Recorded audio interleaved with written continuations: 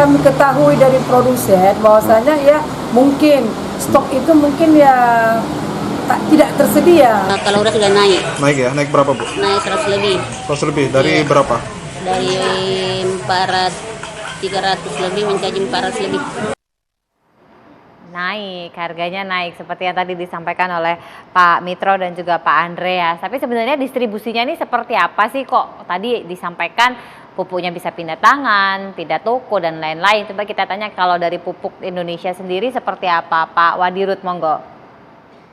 Baik, kalau kita bicara mekanisme penyaluran atau distribusi pupuk bersubsidi semuanya sudah diatur. Jadi mulai dari lini 1, lini 2, lini 3 sampai dengan lini 4 di level kios pengecer. Kami menyalurkan itu berdasarkan alokasi yang kami terima dari Kementerian Pertanian untuk setiap daerah di masing-masing kabupaten, turun ke kecamatan, bahkan turun sampai ke level kios sesuai dengan data petani-petani yang berhak menerima. Artinya penyaluran pupuk bersubsidi ini sudah diatur sedemikian rigid.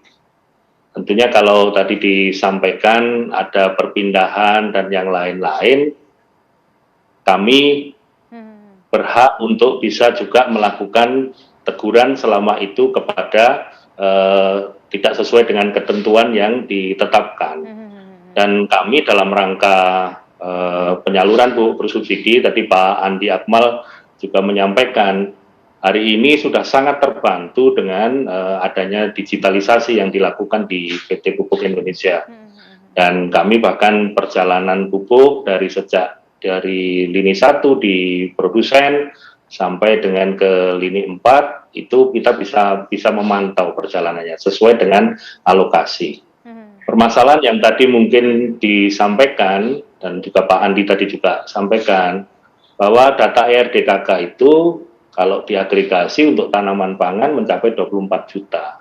Tapi kemampuan pemerintah untuk memberikan subsidi itu hanya tahun 2021 ini ekivalen dengan pupuk 9,05 juta.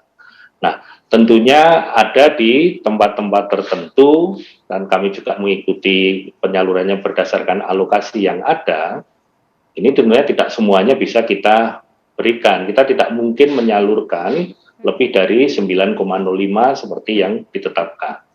Sedangkan kalau kita bicara pupuk non-subsidinya, distribusinya mungkin relatif bagi kami tentunya sebagai produsen akan memikirkan bagaimana yang paling efisien.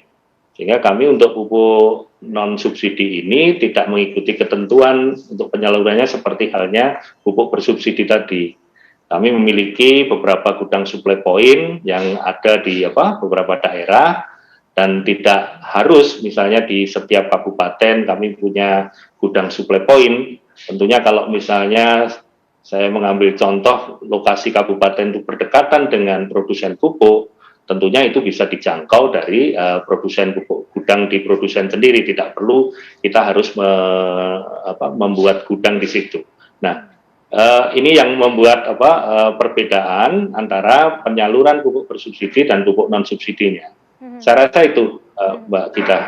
Jadi sebenarnya sudah ada upaya bahkan tadi digitalisasi supaya di tracking dari pupuknya itu bisa dicek. Nah, kenapa masih bisa pindah? Nanti kita tanya lagi deh sama Pak Andreas supaya tidak ada lagi yang bisa pindah. Karena penyalurannya kalau dari produsennya pabriknya tadi udah benar. Nah, pindahnya ini siapa yang mindahin gitu? Sesaat lagi tetap bersama kami.